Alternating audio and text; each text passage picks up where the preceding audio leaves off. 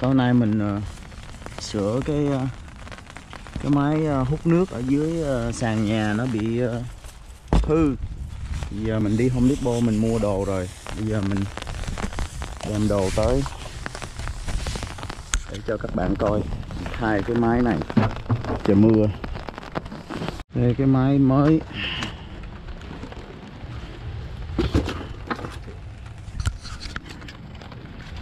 Nó khác nè. Đời xưa quá rồi. Thì trong vòng năm là nó thay đổi rồi mà.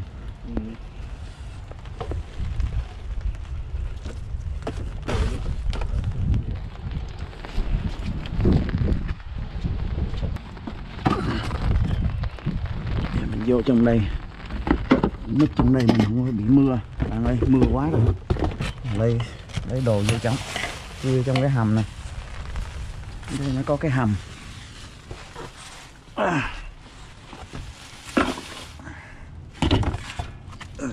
Dù để lấy cái thước đo. Không cần, chắc bỏ cái này vô đây.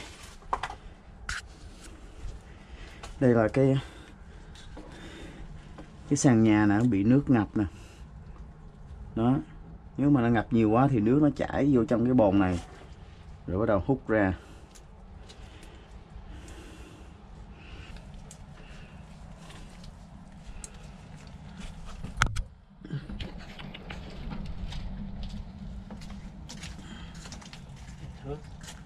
Dạ.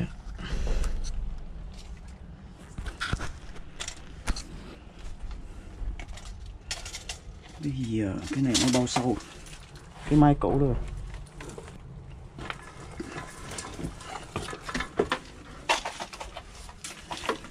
Chắc ba không biết, ba chỉ rồi cái đó nó nói không có thôi chứ. Lại tới chỗ đó nó dẫn tới chỗ đó rồi không coi nó, rồi nó dẫn lại máy chết nó hết. Cái mẫu đó thôi. Đó nè, thấy không? Giống nè. Nó gọi là Thấy nhiều cái này lắm. Thì nó gọi là cái sump pump đó. Nè cái chữ nè, sump pump nè.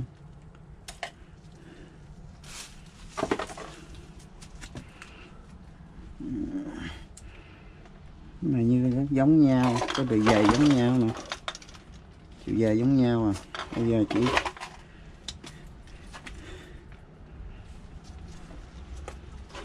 đo dặn vô trong đây.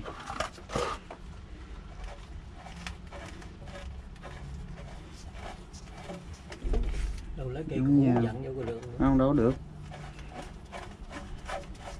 Cái răng nó ngoài, còn này răng nằm ở trong.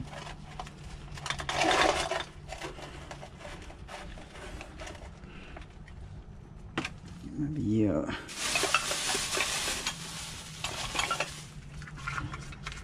mua cái này dặn vô đây. Đó.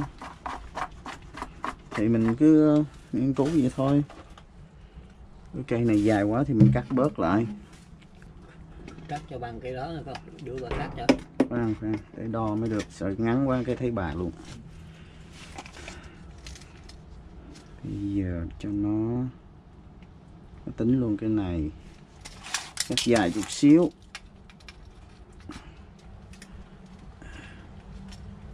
Hai mươi sáu inches.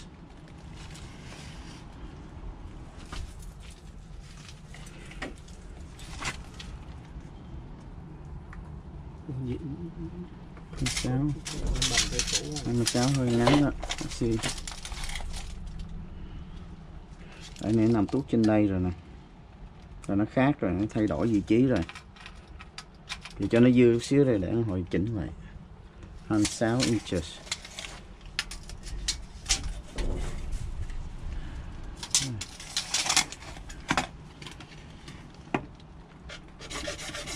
Cái đưa bà coi cho.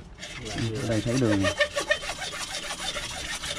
Ba mua rồi, không lát được.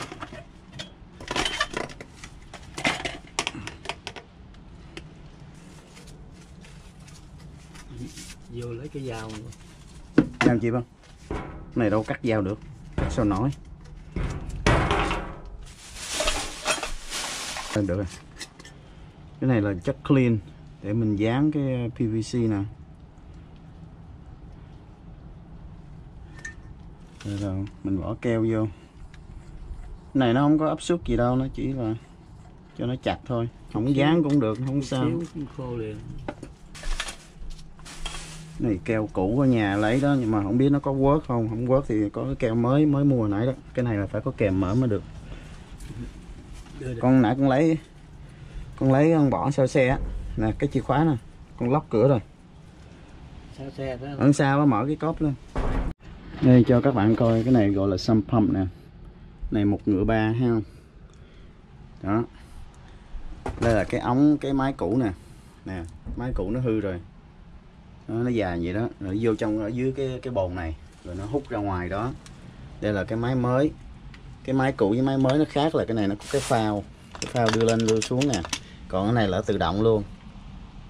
Cái này là phao nổi, còn này phao chìm nè. Nó trong đây nó tự động, nó có cái sensor trong trỏng.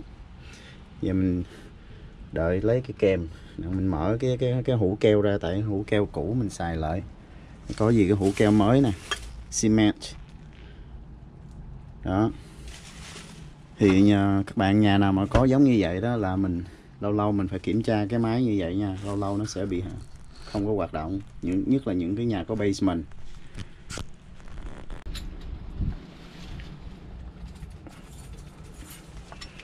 Chắc khô rồi, keo này quá cũ.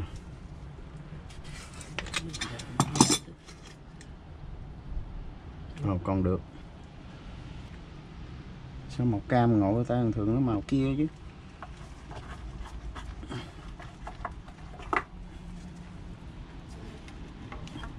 Mấy cái là dính liền rồi, thấy không? Keo này là chắc dữ lắm. Bây giờ mình dặn vô đây.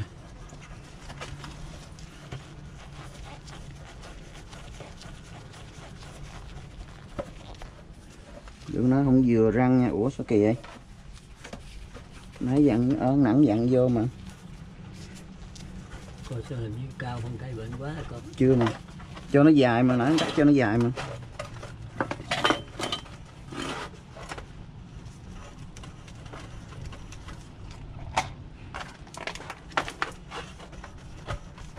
Làm này cũng nhanh lắm đâu.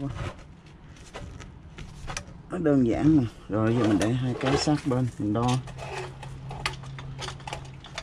Đó. Dặn đây xuống đây.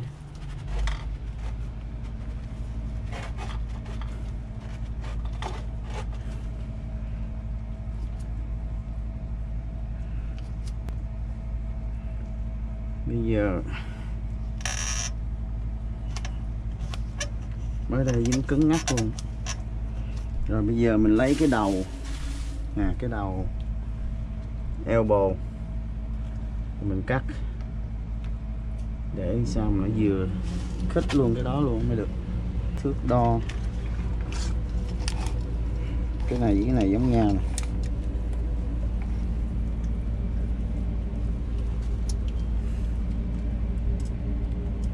hai mươi hai 34. Cái này nó vô bao nhiêu? 23 34. 23 34 thì nhiều quá. Bỏ xuống trước cái dưới đi. Cho cái chiều cao mình thấy nó chính xác hơn.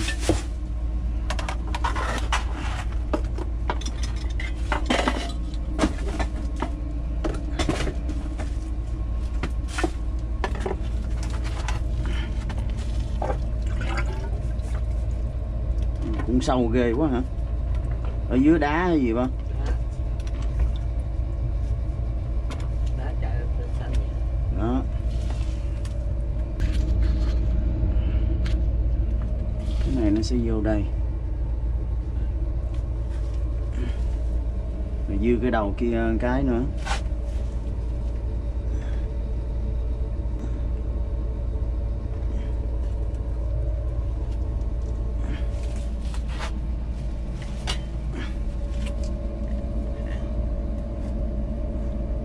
Cho chính xác mới được, để hụt cái thấy bà luôn á.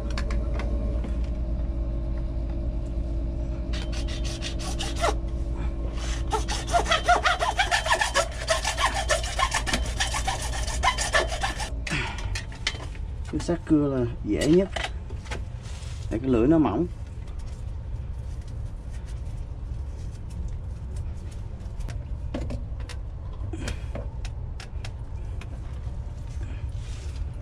Giờ lấy keo, lấy cái chất clean trước. Này cái primer, purple primer.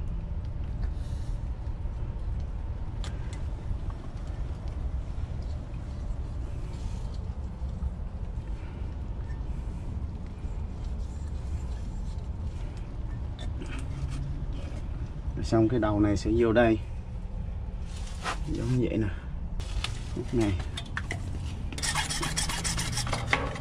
ok, xéo xéo rồi.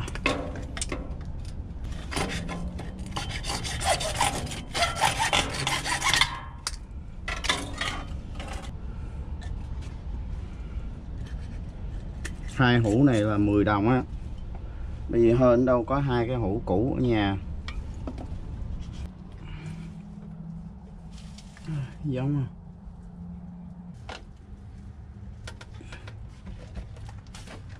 Thấy không, cái phao nó nổi đó. Chừng nào cái đó hết, nó cạn, cái nó chìm xuống là nó tắt. Giờ thì nó mau lắm, lúc thì Cắm điện đâu vậy? không có con tràn lặng lặng á, tràn lặng hôm qua đây nè. Hả? Tràn qua kia rồi. Cái ổ đâu? Đây nè. Tràn lên đó.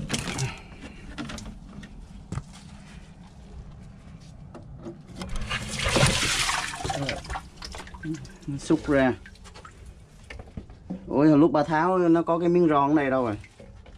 Ba không có đụng tới cái đó, ba không có đụng tới, ba lấy cái đó ra thôi, lấy cái kia ra thôi. Không thấy cái gì nữa đó. Cái đó không có tháo. Nó bị lỏng rồi, phải chặt mới được. Đẩy luôn á. Rồi nó xì nước này. Phải có miếng ron.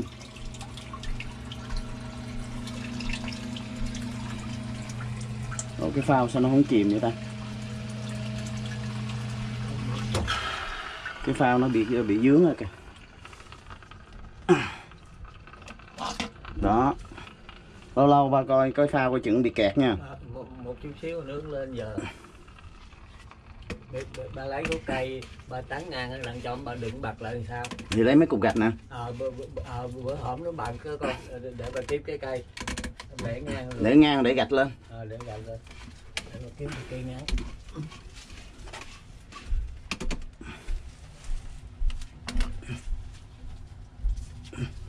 Cái phao đó coi chừng nó bị kẹt.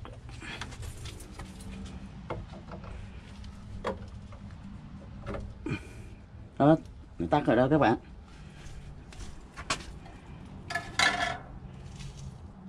Giờ mình đợi nước nó lên nè, nó sẽ lên nè. Vịnh này Có đằng ra đó.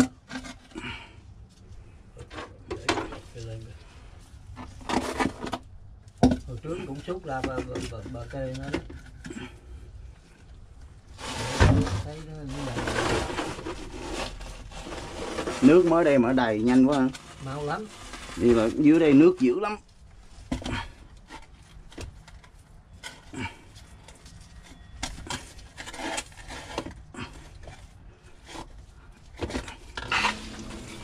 Hết hồn día.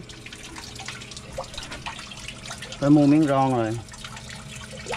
Cái hồn nó rút lại lắm thôi nghe ào ào này.